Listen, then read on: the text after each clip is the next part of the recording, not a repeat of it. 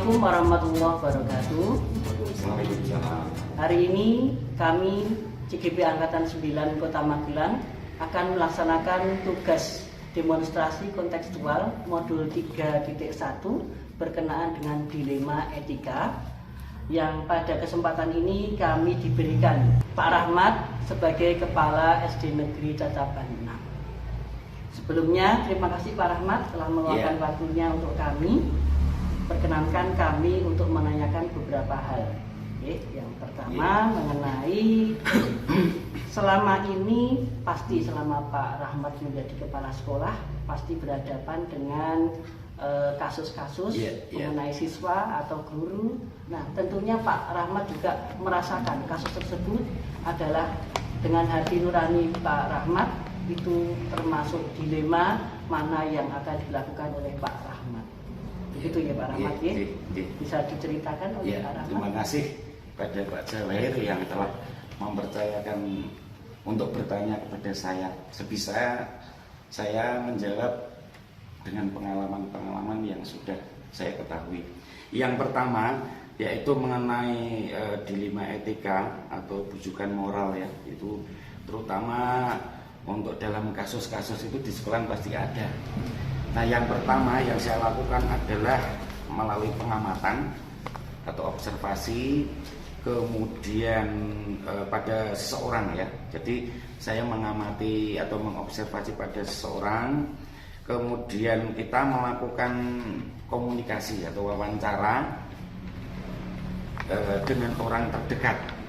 Nah, melalui percakapan tersebut ini dapat kita ketahui kasus yang lebih mendalam lagi. Jadi apabila ada suatu kasus yang menyangkut baik itu pada siswa ataupun guru, itu sebagai kepala sekolah harus jeli ya untuk segera menyelesaikan kasus tersebut. Itu. Jadi Pak Rahmat menyelesaikan kasus tersebut dengan cara tadi ya, observasi, komunikasi, kemudian diambil keputusan mana yang baik, kemudian disepakati, kemudian kita evaluasi hal tersebut. Pak Rahmat, contoh dilema etika yang pernah terjadi dialami Pak Rahmat itu apa Pak? Untuk dilema etika itu tentunya yang benar dengan benar ya ini ya. Nah, sebagai contoh kasus tersebut ini barusan saja terjadi bahwa di SD Negeri Cacaban 6 mungkin di Kecamatan Magelang Tengah itu akan mengadakan pesta siaga. Di samping itu pada hari sebelumnya ini kita juga ada peringatan Isra Mi'raj. Nah, ini ada suatu kasus yang menarik Pak Jawair, yaitu ada seorang guru yang ingin melaksanakan kegiatan Isra Mi'raj. Di sisi lain itu ada seorang guru lagi juga untuk Isra Mi'raj jangan diadakan dulu karena berbenturan dengan kegiatan pesta siaga. Nah, saya juga bingung ini yang mau dilaksanakan yang mana, padahal semuanya sama-sama penting. Yang Isra Mi'raj juga kita memperingati hari besar Islam. Ya, hari besar Islam. Di sisi lain kita juga harus mengejut anak-anak di dalam kegiatan pesta siaga. Akhirnya saya komunikasi dengan guru-guru. Ada beberapa guru yang saya ajak untuk komunikasi itu bagaimana baiknya. Nah, tetapi saya putuskan bahwa Isra Mi'raj juga tetap terlaksana karena ini juga merupakan dilema etika ya. Kemudian yang satunya lagi adalah pesta siaga juga harus kita giatkan lagi. Akhirnya dua-duanya jadi terlaksana itu. Jadi Bapak, saya yakin Bapak sudah mengalami banyak sekali pengalaman yang luar biasa. Nah, mungkin sudah berganti-ganti sekolah sebagai kepala sekolah dan mengalami banyak sekali dilema-dilema. Bapak, semisal Bapak mengalami kasus-kasus yang sama-sama benar, sama-sama baik, kemudian untuk mengambil keputusan itu bagaimana Bapak?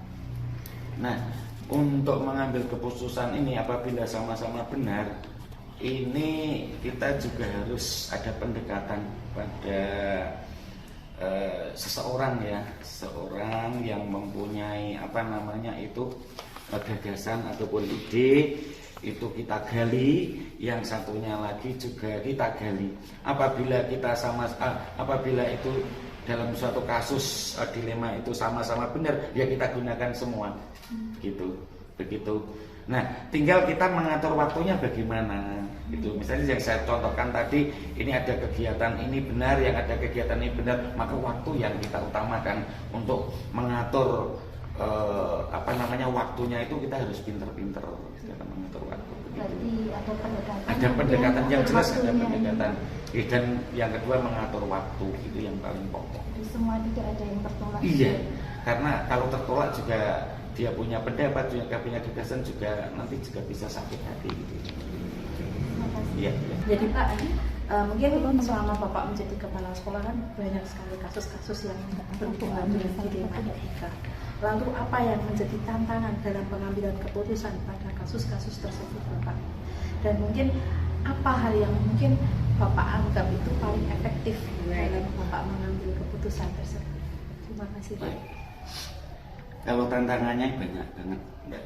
Terutama kita kan sebagai seorang kepala sekolah itu kan katakan punya guru jumlahnya ada 9.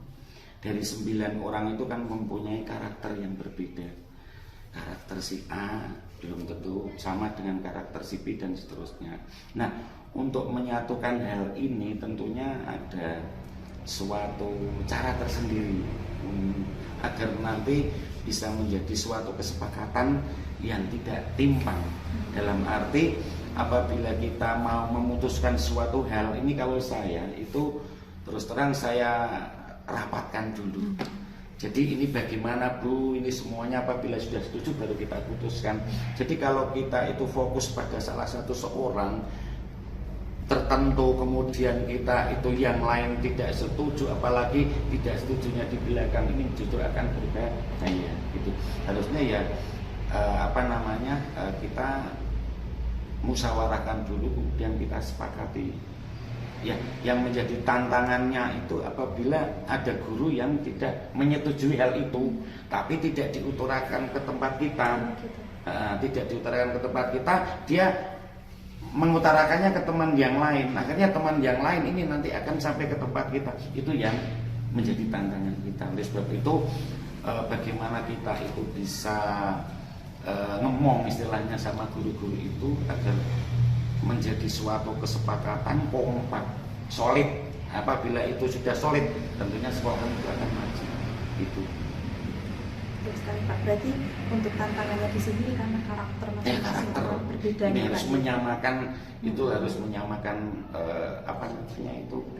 persepsi biar semuanya itu jadi kompak. Nah, bagaimana sekarang apabila salah satu ada yang menentang, dan nanti kita ada pendekatan kepada orang tersebut, didekati, kira-kira kok tidak setuju bagaimana, padahal yang lain sudah dalam forum setuju. Ini kita harus ada pendekatan. Ya, siap Pak, terima kasih. Ya. Berarti tadi karakter guru, sedangkan yang efektif tadi dengan cara rapat, musyawarah, ya, betul. Dan mungkin jika ada yang menentang, ada pendekatan tersendiri. Ya, terima kasih Pak. Untuk pertanyaan yang akan saya sampaikan, di beberapa kasus dilema etika yang Bapak temui atau jumpai dalam keseharian Bapak sebagai kepala sekolah, itu ketika Bapak menemui hal tersebut, apakah Bapak menyelesaikannya seketika juga, ataukah terjadwal, ataukah Bapak itu punya prosedur harus seperti ini dalam menyelesaikan kasus tersebut Pak, seperti itu?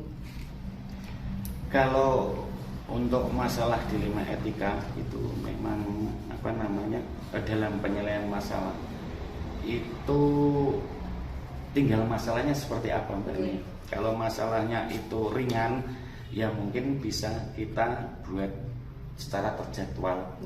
Tapi kalau masalahnya itu dalam dilema etika itu serius, ya harus kita selesaikan secepat-cepatnya. Misal ada contohnya ya, ini saya buat contoh kemarin, ada beberapa anak yang berkelahi di situ. Nah, ini sebagai kepala sekolah tentunya untuk menilai anak ini betul atau salah, itu kita harus dengan cara pendekatan pada anak. kita tanyakan bagaimana awal mula permasalahannya. Kemudian kita juga di sisi lain kita juga tidak membenarkan yang satu, menyalahkan yang satu, atau sebaliknya itu kita tidak bisa. Kita harus mempunyai yaitu pendekatan pada anak itu agar anak itu bisa mengaku dengan jujur. Ya, kalau dia mengaku dengan jujur otomatis dia saya yang salah, Pak. Kalau dia yang salah berarti dia harus minta maaf kepada anak tersebut gitu. Jadi memang di dalam menyelesaikan masalah seperti itu pada anak ya, pada anak itu juga harus secara adil gitu. Intinya itu. Jadi tidak boleh, walaupun dia salah kita juga tidak boleh menyalahkan dia, karena juga ada penyebabnya. Misalnya kemarin ada pukul-pukulan kan ya, waktu itu ada 2 anak yang pukul. Nah, ternyata juga dengan pendekatan kita anak tersebut mengakui bahwa saya salah, Pak. Dia minta maaf kepada teman yang lain. Itu. Jadi tergantung sudut pandang masalahnya seperti apa. Ya, betul. Kalau harus segera diselesaikan, jadi diselesaikan. Ya. Sampun Pak, terima kasih. Kita perkenalkan saya, saya Yulian Mati dari kacamata itu. Mungkin di sini saya akan langsung saja menanyakan tentang dilema etika. Mungkin pertanyaan saya di sini yaitu, ini kalau ada suatu kasus atau kejadian yang tidak menyenangkan atau yang harus memilih, itu apa solusi dari faktor-faktor yang selama ini mempermudah atau membantu Bapak dalam mengatasi hal tersebut? Ya. Kalau dilema etika berarti yang benar dan benar ya. Kalau yang dilema rujukan moral itu yang benar dengan salah. Yang ditanyakan tadi adalah yang dilema etika, berarti benar dengan benar. Yang ditanyakan tadi kalau saya apa? Ya, faktor-faktor yang mempermudah. membantu Bapak. Ya, yang pertama yaitu mengenai mengidentifikasi tujuan ya. Kemudian yang kedua itu mengumpulkan data yang relevan. Data-datanya itu dikumpulkan. Kemudian yang ketiga itu membuat keputusan. Yang kelima itu mengimplementasikan. Dan yang keenam itu adalah mengevaluasi. Kalau bisa saya jabarkan di sini kita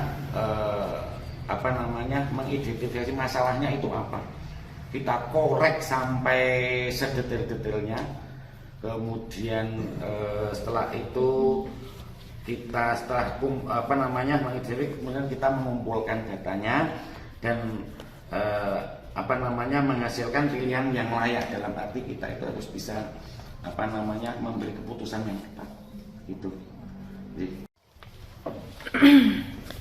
Bun, siap? Siap.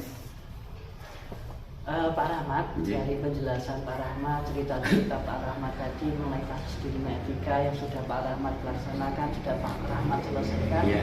Menurut Pak Rahmat, ini kami mau tahu kalau sudah juga pembelajaran apa yang diperoleh oleh Pak Rahmat dari kasus-kasus tadi.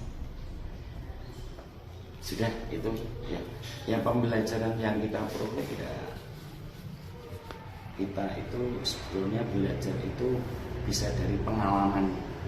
Ya, pengalaman kita sehari-hari itu juga termasuk belajar.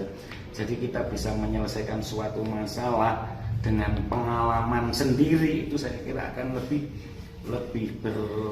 bermakna daripada kita diajari kemudian kita melaksanakan, itu malah kita tidak bisa menyelesaikan kasus gitu.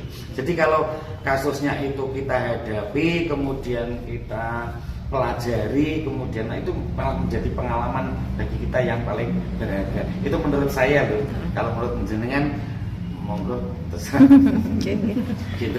Setuju, Pak. Terima kasih sekali Pak Rahmat atas pertemuan ini. Banyak sekali pelajaran yang dapatkan peroleh dari Pak Rahmat. Semoga kami suatu saat nanti kalau bisa meniru Pak Rahmat ketika menghadapi kasus yang mungkin akan kami lalui, mungkin akan kami hadapi seperti itu. Ya, terima kasih sekali lagi atas waktu yang diberikan oleh Pak Rahmat.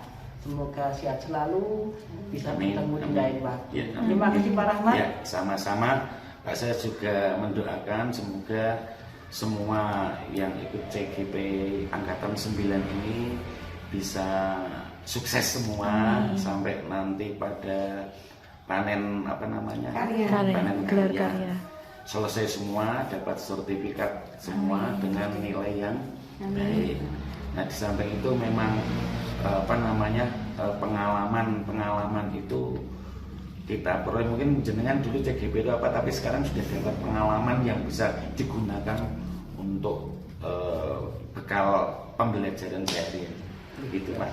Ucapkan terima kasih juga pada semoga semua jenengan diberikan kesehatan sampai selesai nanti mengikuti CGP ini. Demikian wawancara kami dengan Bapak Rahmat dari SD Negeri Jataban 6 mengenai dilema etika pada modul 3.1 untuk tugas demonstrasi kontekstual. Terima kasih Pak Rahmat sekali lagi. Sama-sama. Assalamualaikum warahmatullahi wabarakatuh. Waalaikumsalam warahmatullahi wabarakatuh. CGP Angkatan 9 Kota Magelang. Mantap.